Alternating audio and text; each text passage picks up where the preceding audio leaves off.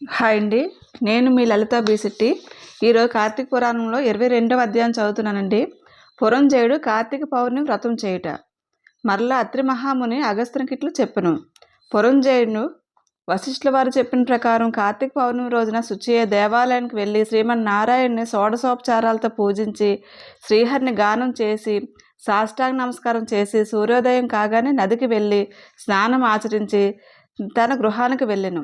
అలాంటి సమయంలో విష్ణు భక్తుడకు ఒక వృద్ధ బ్రాహ్మణుడు మెడ నిండా తులసిమాలలు ధరించి పురంజయుని సమీపించి, రాజా విచారించుకు, నీవు వెంటనే చెల్లా చెదిరియున్న నీ సైన్యంను కూడదీసుకొని యుద్ధ సన్నద్ధుడివై నీ శత్రురాజులతో యుద్ధం చేయు, నీ రాజ్యం నీకు దక్కుతుంది అని దీవించి అదృశ్యుడయ్యను.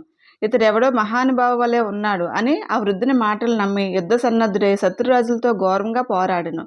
దెబ్బతిని క్రోధంతో ఉన్న పురంజయుని సైన్యం దాటికి శత్రురాజుల సైన్యములు నిలవలేకపోయాయి. అంతేకాకుండా శ్రీమన్నారాయణుడు పురంజయుని విజయానికి అన్ని విధాలా సహాయపడును.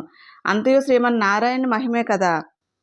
ఆ యుద్ధంలో కాంబోజాతి భూపాలురు ఓడిపోయి పురంజయ రక్షింపము రక్షింపమని కేకలు వేస్తూ పారిపోయారు.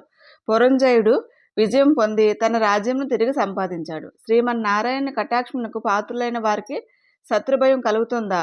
విషం త్రాగినా సరే అది అమృతమే అవుతుంది. ప్రహ్లాదుడికు తండ్రి విషాన్ని ఇవ్వగా శ్రీహరి అని ప్రార్థించి త్రాగ్గా అమృతమైంది కదా. శ్రీహరి కటాక్షం వల్ల సూర్యచంద్రులు ఉన్నంత వరకు కూడా ధ్రువుడు చిరంజీవియే కదా చెప్పారంట.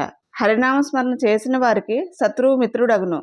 అధర్మం ధర్మంగా మారుతుంది. దైవానుగ్రహం లేని వారికి ధర్మమే అధర్మమగును. తాడే పావే ఖర్చును. కార్తీక మాసం అంతా కూడా నదీ స్నానం చేసి దేవాలయంలో జ్యోతిని వెలిగించి దీపారాధన చేస్తే సర్వ విపత్తులను కూడా పటాపంచలగును. అన్ని సౌఖ్యులను సమకూర్ణం. విష్ణు భక్తి కలిగి శ్రద్ధతో ఆ వ్రతం ఆచరించే వారికి ఏ జాతి వారికైనా సరే పుణ్యం సమానమే. బ్రాహ్మణ జన్మమెత్తి సకల శాస్త్రములు చదివి కూడా విష్ణుభక్తి శూన్యమైతే శూద్రకులంతో సమానమగును.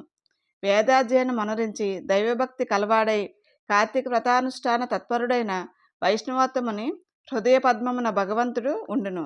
సంసార సాగరం ఉత్తరించుటకు దైవభక్తియే సాధనము. జాతి భేదంతో నిమిత్తం లేదు. విష్ణుభక్తి ప్రభావం వర్ణనాతీతం. వ్యాసుడు, అంబరీషుడు, సౌనకాది మహారుషులు మరెందరో రాజాదిరాజులు కూడా విష్ణుభక్తిచే ముక్తిని పొందారు. శ్రీహరి భక్తవత్సలుడు. సదా పుణ్యాత్ములను కంటికి రెప్పవల్ల కాపాడుచుండను.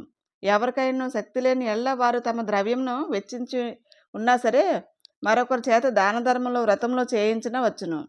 శ్రీహరి భక్తులు అన్యోన్య సంబంధికులు. అందువలన లోకపోషకుడు భక్తరక్షకుడైన ఆదినారాయణుడు తన భక్తులను సదా సంపదలను నొసంగి కాపాడుచుండును. శ్రీమన్నారాయణుడు సర్వాంతర్యామి. 1000 సూర్య భగవానుల తేజస్సు గలవాడు. నిరాకారుడు, నిర్వికల్పుడు, నిత్యానందుడు, నీరజాక్షుడు. 14 లోకములను తన కుక్షియందు ఉంచుకొని కాపాడుచున్న ఆదినారాయణుడు. అటువంటి శ్రీ మహావిష్ణువుకు అతి ప్రియమైన కార్తీక మాసంలో వ్రతమును భక్తి శ్రద్ధలతో ఎవరు చేస్తారో వారి ఇంట శ్రీ మహావిష్ణువు లక్ష్మీ సమేతుడై ఉంటాడు. ఆ ఇల్లు సిరి సంపదలతో తొలతూగుతుంది. కార్తీక మాసంలో శుచి పురాణ పఠనం చేస్తే పితృదేవతలు కూడా సంతోషిస్తారు. వారి వంశమంతా కూడా తరిస్తుంది. ఇది ముమ్మాటికి నిజం అని చెప్పారట. 22వ అధ్యాయం 22వ రోజు పారాయణం సమాప్తం. లోకా సంస్థ సుఖినో భవంతు.